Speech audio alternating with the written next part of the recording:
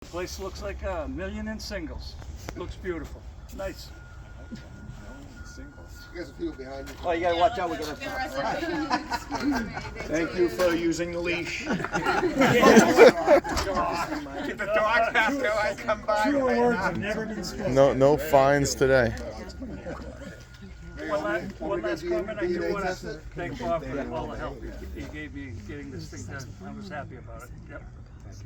I'd just like to say a few quick words and maybe dovetail into something that is happening now. So this couldn't have happened, first of all, with the support of the mayor.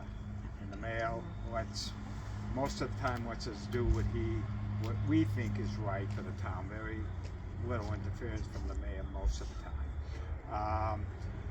But we had a vision for this area, that the building was old and tired, and the Francis family had owned it, and I know the mayor, and I don't know if Kenny ever was in the building, it was really run down, but it had good bones. It really had great bones to it. Mike Kiley was interested, who's done a lot of historic preservation, not only with him, but his father before him. So we sat down and we went through a planning process. We didn't decide to spot zone this. We had community meetings. We incorporated several buildings in this historic Mill District overlay. So we created an overlay which includes the Danubio parcel. It actually includes that house because those people requested it to be turned. It also includes Supreme Oil. So we did a planning process to come up with the zoning for this small area. We had several public meetings. Some of them, there was a lot of concern with traffic on East Street. Some of these neighbors had concerns, but we stuck with it. I think we won them both over. So not only through the support of the mayor, but through the support of Kenny DeFazio, that we were able to do this. So complements what we've done with what the mayor's done with Overlook Park. Really enlivened this area that was derelict. It's been further enhanced by Mayor Hedlund's vision to take down the incinerator, which has been up there for forever and ever. And now this has become a great spot, and it was proven during the pandemic when tons of people were using the Overlook Park. Of course, all these plans don't materialize unless you have a developer who knows what the heck he's doing.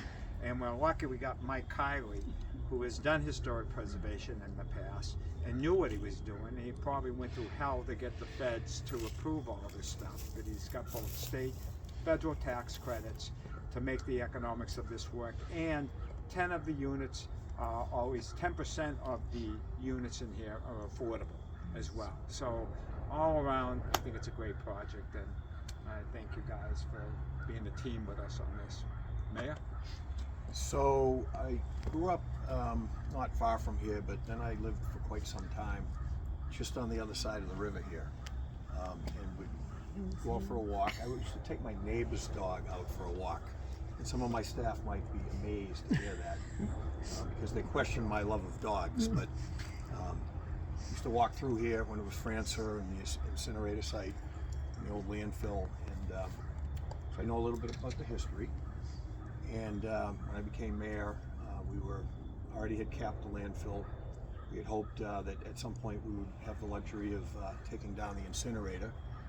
And we were approached by Francer. We knew that the days were probably numbered here.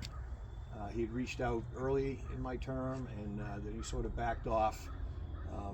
He resurfaced a few years later. Really, Bob had the vision for the Mill Overlay District, and we both knew we wanted to preserve the building. The zoning issue was a little bit